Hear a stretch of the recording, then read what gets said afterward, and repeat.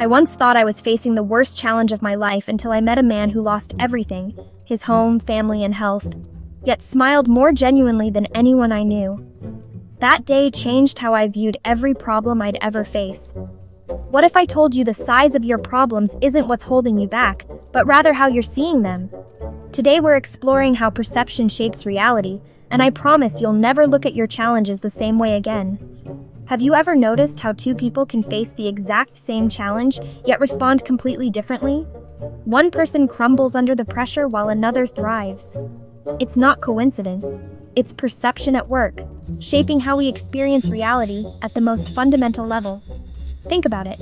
Right now, your brain is filtering millions of bits of sensory information, letting in only what aligns with your existing beliefs and expectations. This isn't a flaw, it's how we're wired. The problem comes when we forget this is happening and believe we're seeing our challenges objectively. What's fascinating is how our perception manifests physically in our bodies.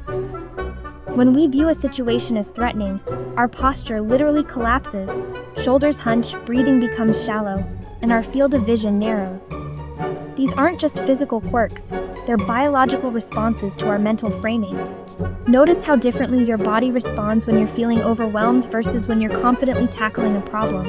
The same challenge, two completely different bodily states.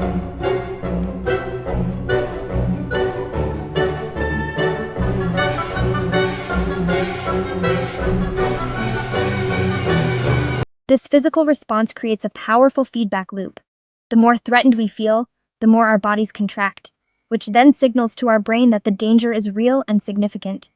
Before we know it, a manageable challenge transforms into an insurmountable obstacle, not because the situation changed, but because our perception shaped our physiological response.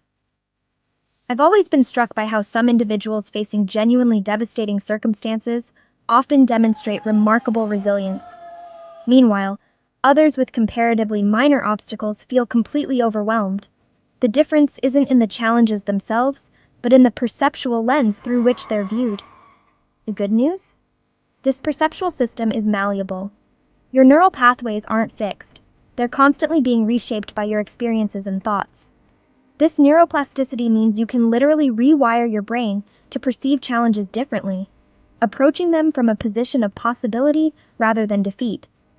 This ability to rewire our brains becomes dramatically more effective when we first address the static interfering with our mental reception. Think about what happens when you're overwhelmed by a challenge. Your mind races, thoughts spiral, and that internal chatter grows louder and louder.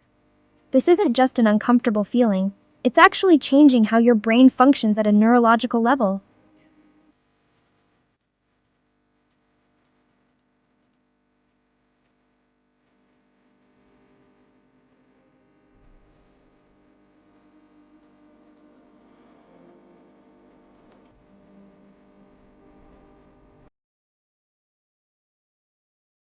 When mental noise takes over, something remarkable happens in your brain.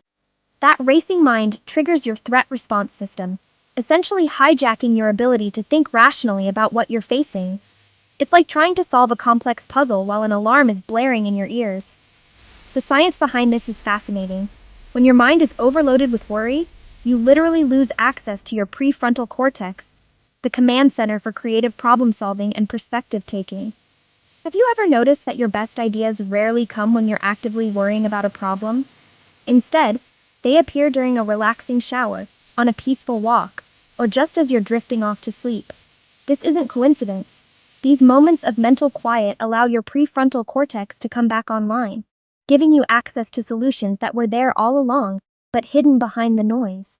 This is where practices like mindfulness and gratitude prove their true value. They're not just feel-good exercises. They're powerful tools that quiet the mental static that distorts our perception.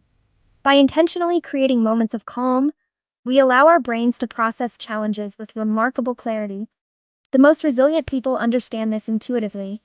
Research shows they consistently create mental quiet through various practices, which enables them to see challenges in proper proportion, rather than through the magnifying lens of an anxious mind. These individuals aren't born with special abilities.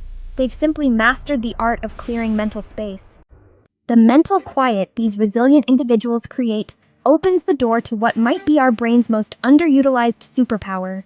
While we're biologically programmed to hyper-focus on problems until they consume our entire field of vision, a simple daily practice can override this hardwiring and reveal our challenges for what they truly are.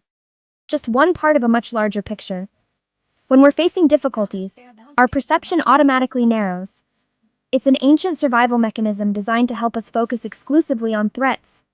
This biological response served our ancestors well when spotting a predator in the wild, but in our modern lives, it backfires spectacularly. That deadline at work, the argument with your partner, or the unexpected bill triggers the same perceptual tunnel vision, making these normal challenges feel like existential threats. What neuroscience has discovered is that gratitude functions as a direct antidote to this perceptual narrowing. When we practice gratitude, our brains activate regions associated with broader perspective taking and reduced stress response. It's not just a nice sentiment, it's a perception-altering tool that works at the neurological level. Dr. Robert Emmons, one of the foremost researchers on gratitude, explains that true gratitude involves two components. This dual recognition naturally widens our field of vision beyond our immediate problems. The practice becomes particularly powerful when facing significant hardships. Studies of individuals navigating extreme difficulties show that those who maintained consistent gratitude practices perceived their challenges as more manageable compared to those who didn't engage in such practices. This isn't because their problems were objectively smaller, but because gratitude allowed them to see their difficulties within the fuller context of their lives. What's particularly fascinating is how gratitude strengthens our social connections. By acknowledging the contributions others make to our well-being, we naturally strengthen these relationships. These enhanced social bonds then provide crucial support during difficult times, creating a virtuous cycle that further reinforces our resilience. As we reach the end of our journey together, I want to leave you with a powerful truth. The challenges you face today are the same ones you had before watching this video. But you now possess something extraordinary, the ability to transform how you perceive them. Stephen Hayes, a leading resilience expert, reminds us that psychological flexibility, accepting our pain while pursuing meaningful goals, can fundamentally alter our relationship with life's challenges. This isn't about denying difficulty, but embracing a more open stance toward it. Think about Viktor Frankl, who found meaning in the unimaginable suffering of the Holocaust, or Malala Yousafzai, who transformed a violent attack into a platform for global education advocacy. Their stories aren't exceptional because they faced less pain. Quite the opposite. They simply mastered perception in ways that revealed purpose within their suffering. Remember, someone out there is facing greater battles with more peace than you feel right now. Not because they're superhuman, but because they've learned to quiet their mind, practice gratitude, and see their challenges through a lens of meaning rather than mere obstacle. That same capacity lives in you too.